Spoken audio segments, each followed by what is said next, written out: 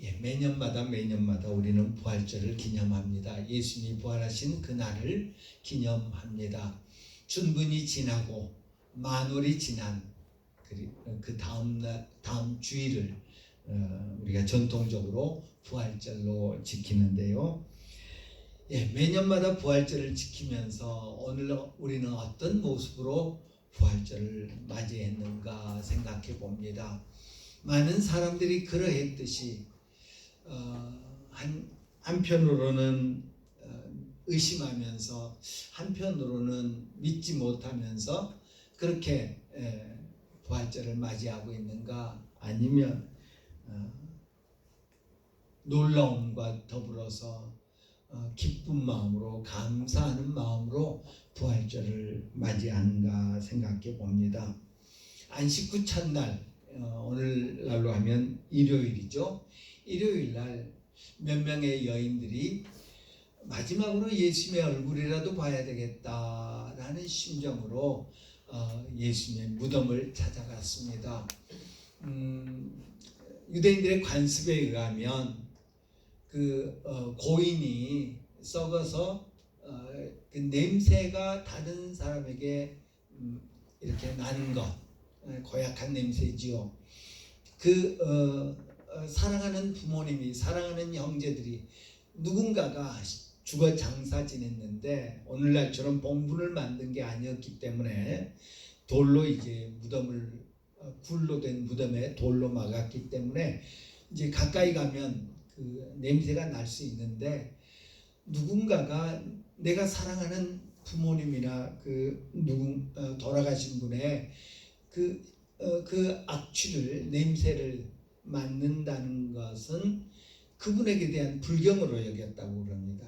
그래서 향품을 사서 그 무덤에 넣음으로 말미암아서 조금이라도 그 냄새가 희석되게 하는 것이 유대인의 관례였습니다.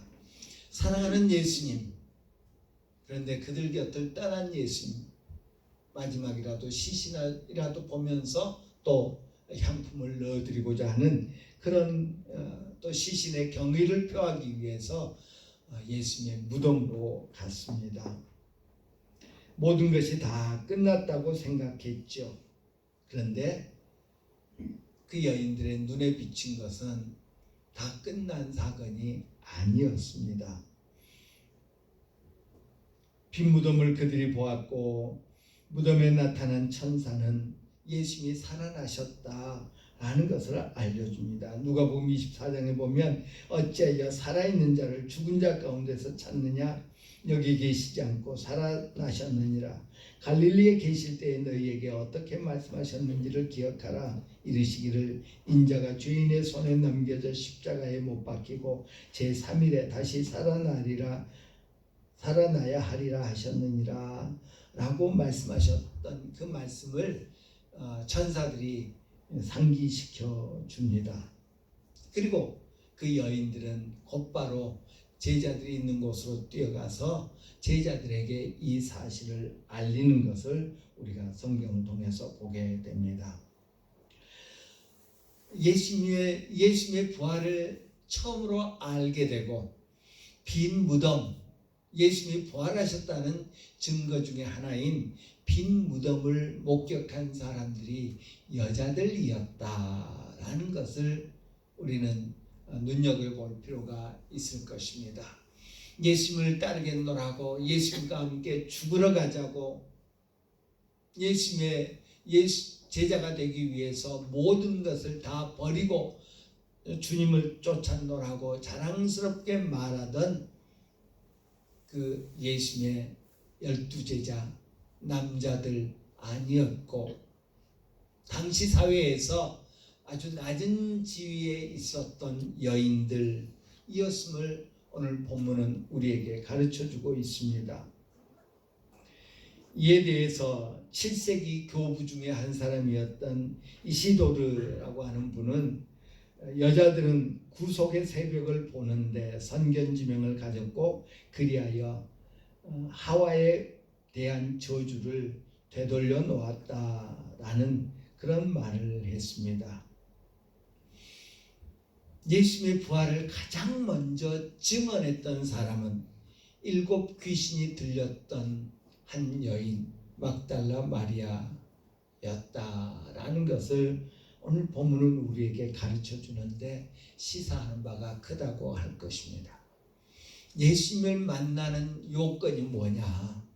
예수님의 그 엄청난 일들을 체험하게 되는 경우가 뭐냐? 어떤 자격을 갖추고 어떤 조건을 갖추고 어떤 노력을 하고 어떤 대가를 치르고 결코 아니더라라는 것입니다. 단 하나, 이 막달라 마리아와 다른 여인들 단 하나, 그들이 이 엄청난 사건의 첫 증인이 될 수 있었던 단 하나는 주님을 사랑하는 마음이었더라라는 것을 봅니다. 막달라 마리아의 경우를 생각해 봅니다. 그녀가 7 귀신에 들려서 얼마나 고생했으며 얼마나 무시, 천대를 받았겠는가 생각해 봅니다. 그랬던 그녀가 부활하신 예수님을 가장 먼저 만나는 그런 특권을 누리게 됩니다. 또한 오늘 본문에 보면 여인들이 무덤에 갔을 때에 그 무덤에 돌이 굴려져 있었다라고 말합니다. 이 무덤은 그냥 평민의 무덤이 아니라 부잣집 요셉이라고 하는 사람, 아주 부유한 요셉이라고 하는 사람이 자기와 자기 가족들을 위해서 준비해 놓았던 무덤이었습니다. 따라서 그 무덤을 막은 돌도 상당히 컸으리라고 여겨집니다. 그 무덤의 돌을 열기 위해서는 여러 사람의 힘이 필요했을 것입니다. 그래서 여인들이 무덤을 향해 가면서 누가 우리를 위해서 돌을 굴려줄 수 있을까라고 염려하는 그런 모습을 우리는 복음서에서 봅니다. 게다가 그 무덤은 봉인되어 있었고요, 군인들이 지키고 있었습니다. 함부로 할 수 없는 것이었습니다. 엄청난 어떤 권력과 엄청난 힘이 다 필요한 그런 상황이었습니다. 그런데 그 무덤에 갔을 때 이미 그 돌은 굴려져 있었고 무덤은 열려진 채로 있었습니다. 이것이 예수님이 부활하셨다는 첫 징조였습니다. 8세기의 교부인 베베라고 하는 분은 천사가 돌을 굴려낸 것은 우리 주님이 나오실 길을 열어놓으신 것이 아니라 그가 이미 나오셨다는 증거를 사람들에게 보이려고 하신 것이다. 처녀의 태가 닫힌 것 같이 무덤도 닫혔으나 예수님은 처녀의 닫힌 자궁을 통해 세상에 들어왔으며 닫힌 무덤을 통해 세상을 떠났다라고 그렇게 말했습니다. 예, 그렇습니다. 예수님이 무덤에서 나오기 위해서 돌을 굴려야 할 필요가 있었다. 우리 예수님은 부활하신 후에 변형된 모습으로 등장하십니다. 제자들이 모여있고 문이 닫혀 있는데 그 가운데 예수님이 갑자기 나타나십니다. 부활하신 예수님은 분명히 달랐습니다. 예루살렘에 있던가 하면 바로 갈릴리에 또 나타나시는 그런 예수님의 모습을 보이기도 했고요. 엠마오로 가던 두 제자들과 함께 걸어가시던가 하더니 어느 순간에 사라져 보이지 않는 그런 예수님의 모습이었습니다.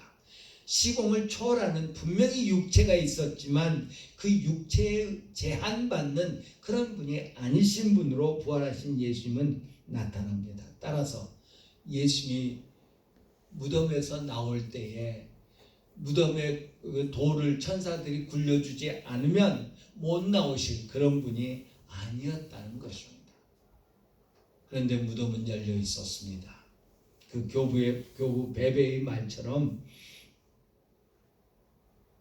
이것은 예수님을 위한 것이 아니라 봐라, 무덤이 비었다. 봐라, 예수님 부활하셨다 라는 징표로 천사들은 무덤을 굴려 놓았고 그리고 그 무덤은 비어 있었다는 것입니다. 또 다른 8세기 교부는 부활을 보려면 먼저 우리 마음에서 돌을 굴려내야 한다라는 말을 남겼는데, 저도 그 말에 동의합니다. 어떻게 하면 누가 우리를 위해서 돌을 옮겨 놓을 수 있을까? 천사들이 돌을 옮겨 놓았고, 그래서 그녀들은 부활하신 예수님의 그 메시지를 예수님의 부활의 증인으로 쓰임받는 그런 결과를 낳았더라라는 것입니다. 먼저 우리 마음에 돌이 있지는 않는지, 우리 마음의 문을 여는 그런 일이 있어야 되지 않는지 우리가 생각해 봐야 할 것입니다. 성경이 애언했다는 것을, 예수님이 부활하셨다는 것을, 그 성경 말씀을 이해하기 전에 먼저 빈 무덤의 문제를 다루어야 했다는 것은 의미 있는 일이었습니다. 제자들은 그 빈 무덤을 보고서도 하나님의 말씀에 따라서 이 모든 일이 진행되었다는 것을 알지 못했습니다. 그러나 그들은 빈 무덤의 문제를 통해서 예수님의 부활 사실을 볼 수 있었습니다. 목격할 수 있었습니다. 예수님은 종종 우리에게 당신을 계시하시면서 한꺼번에 다 알려주시지 않습니다. 왜냐하면 우리가 다 알아차리지 못하기 때문입니다. 점진적인 계시를 우리가 봅니다. 예수님을 우리가 어느 순간 내가 예수님 다 봤어, 예수님 다 알아 라고 누구도 말하지 못합니다. 오늘 본문에도 보면 여인들이 무덤을 향해 가다가 무덤에 돌이 굴려진 것을 보았습니다. 그리고 그 안에 무덤이 비어 있는 것을 보았습니다. 예수님의 시신이 없다는 것을 보았습니다. 시신이 놓인 자리에 그 세마포와 얼굴을 쌌던 수건이 각각 따로 놓여 있다는 것도 보았습니다. 그리고 나서 더 자세히 볼 때에 두 천사가 하나는 머리 곁에 하나는 발이 있던 곳에 각각 있으면서 예수님이 부활하셨음을, 또 갈릴리에 계실 때에 약속해 주셨던 그 메시지를 상기시켜 주는 것을 볼 수 있습니다. 어느 순간 예수님이 그냥 그 무덤 문 앞에 서 계시다가 얘들아 나 부활했다 라고 말했으면 참 쉬웠을 것입니다. 그런데 우리가 예수님의 부활 사건을 보면, 부활로 나타나신 사건을 보면 점진적으로 예수님 제자들을 만나 주시는 것을 봅니다. 여인들에게 막달라 마리아에게 나타나 주셨고, 엠마오로 가던 두 제자에게 나타내 주셨고, 제자들 도마를 제외한 다른 제자들이 모여 있을 때 만나 주셨고, 도마에게 나타나 주셨고, 갈릴리에 나타나 주셔서 그들과 함께 식사까지 해 주시는 그런 모든 과정들을 통해서 당신의 부활의 성격을 점진적으로 알려주시더라라는 것입니다. 예수님이 나타났을 때 예수님의 제자들은 그가 유령인 줄 알았다라고 말하고 있습니다.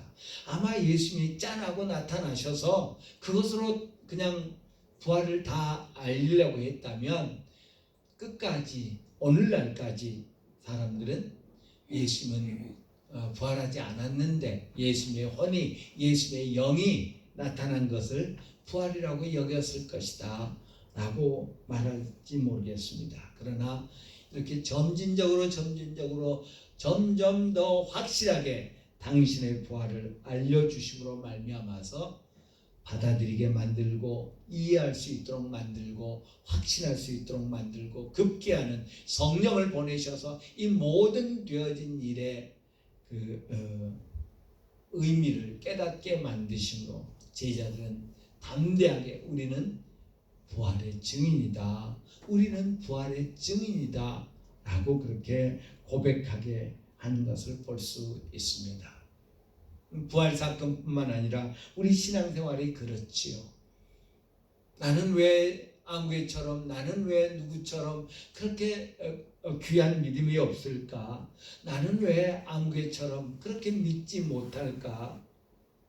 그런데 어느 순간에 우리 주님의 성령께서 역사하셔서 우리의 믿음이 많이 자라있는 것을 본인도 다른 사람도 알게 만들더라 라는 것을 우리가 봅니다. 우리 하나님은 우리 연약함을 너무나 아주 잘 아시는 분이시기 때문에 우리에 맞게, 우리의 신앙의 연륜에 맞게, 우리의 성격에 맞게, 우리의 모든 그런 신앙생활에 맞게 우리를 성장시켜 가신다는 사실을 기억하면서 주님을 의지하는 그런 우리 심령들이 되어야 될 것입니다. 예수님은 부활하신 다음에 제자들에게 거듭 나타나 주셨습니다. 요한복음 15장에 보면 고린도전서 15장에 보면 예수님의 부활 사건을 언급하면서 누구에게도 어떤 사람들에게 하면서 마지막으로 바울 사도는 만삭되어 나지 못한 자 같은 나에게도 나타나 주셨다라고 말씀해 주십니다. 예수님이 그렇게 하지 않으셨더라면, 제자들에게 나타나지 않으셨더라면 그들은 부활에 대해서 확신하지 못했을 것입니다. 단순히 부활에 대해서 그들이 확신하지 못했다는 것으로 그치는 것이 아니라 오늘 우리도 그들의 증언에 따라서 예수님의 부활을 알게 되지 못했을 것입니다. 주님은 부활하여 영생을 누린다는 사실을 오늘 우리에게까지 알리시기 위해서 당신의 부활을 여러 사람에게 점진적으로 나타내 주셔서 그들로 하여금 확신을 갖게 만들고 그리고 담대하게 증언할 수 있게 만들었다라는 것을 우리가 성경 곳곳에서 발견하게 됩니다. 부활의 실제는 기독교 사상의, 기독교의 교리의 가장 핵심적인 부분 중에 하나입니다. 그래서 우리가 신앙 고백하면서 제일 마지막에 예수님의 십자가의 죽으심과 그리고 사흘 만에 다시 살아나셨다는 이 부활에 대한 신앙 고백을 감사로 하고 있는 그런 모습이라고 할 수 있습니다. 오늘 우리는 감사와 기쁨으로 부활을 기념하는 그런 심령들이 되어야 할 것입니다. 바울 사도는 말하기를 그리스도께서 다시 살아나신 일이 없으면 너희의 믿음도 헛되고 너희가 여전히 죄 가운데 있는 것이요 라고 고린도전서 15장 17절에서 말씀하고 있는 것을 봅니다. 밥 스미티나라고 하는 분이 미국인은 하나님과 성경을 사랑한다 부제로 실제로 그러한가 라는 글을 썼습니다. 그 글에 의하면 2016년 조사에 따르면 예수님이 죽은 후에 문자 그대로 육체적으로 부활했다는 믿음에 대해서 미국 사람들의 생각이 많이 나뉜다고 그럽니다. 미국인의 3분의 2, 64%는 예수의 육체적 부활에 대한 성경적 설명이 완전히 정확하다고 말하고요. 4분의 1은 동의하지 않는다. 23%는 동의하지 않는다고 했답니다. 13%는 확신하지 못한다라고 말했다고 합니다. 복음주의적 신앙을 가진 거의 모든 사람, 약 98%가 예수님이 육체적으로 부활했다라는 사실에 동의하고요. 그렇지 않은 미국인들의 절반 이상이 동의한다. 그래서 미국인들은 대체적으로 예수님이 성경에 언급한 것처럼 부활하셨다라는 사실을 받아들인다고 합니다. 신약 성경은 거듭 강조해서 말하기를 예수님이 이렇게 기절했다가 깨어났다거나 혹은 예수님은 육체적으로는 죽었는데 영혼이 다시 살아났다라고 말한다거나 결코 그렇게 이야기하고 있지 않습니다. 예수님의 부활은 육체적으로 부활했다, 몸이 부활했다라고 성경은 분명하게 말씀하고 있는 것을 봅니다. 예수님의 부활이 의미하는 바가 뭘까요? 그 첫째는 예수님의 신성, 예수님의 하나님 되심을 입증한 사건이라고 말할 수 있을 것입니다. 예수님은 그 공생의 기간 동안에 아주 자주 빈번하게 유대인들의 비난을 살 것을 알면서도 자기를 하나님과 동등시하는 그런 일을 하셨습니다. 사역 내내 자신을 하나님의 위치에 두었습니다. 말과 행동 모두에서 예수님은 자신이 하나님이라고 그렇게 주장하고 강조하는 것을 봅니다. 그래서 예수님은 결국 신성모독죄로 재판을 받고 죽음에 이르게 되지요. 예수께서 죽은 자 가운데서 살아나셨다면 이는 분명히 하나님이 살리신 것이요, 그리고 그가 말한 대로 그의 부활은 그의 신성, 그의 하나님 되심을 입증하는 것이라고 할 것입니다.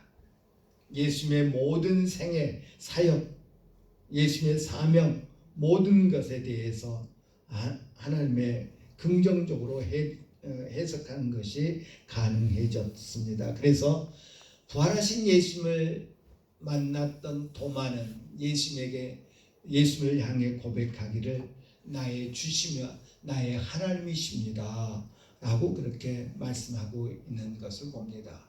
그가 죽은 자 가운데서 다시 살아나셨다는 사실은 예수님은 하나님이시라는 것을 입증해주는 그런 사건이라고 할 수 있을 것입니다.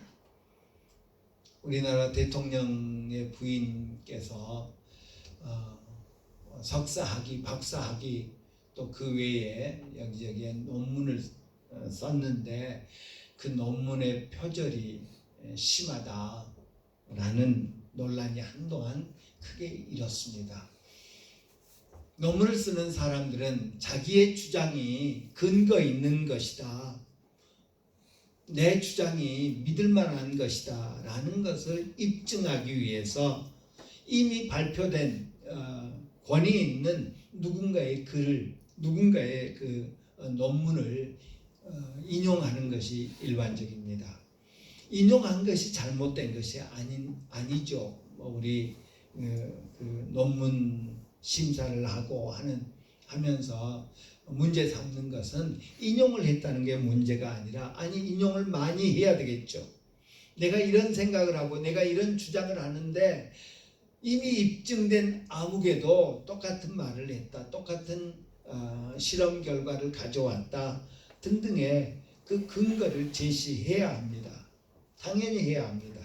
그런데 다른 사람의 생각을 내 생각처럼, 다른 사람의 주장을 마치 내가 처음 한 것처럼 인용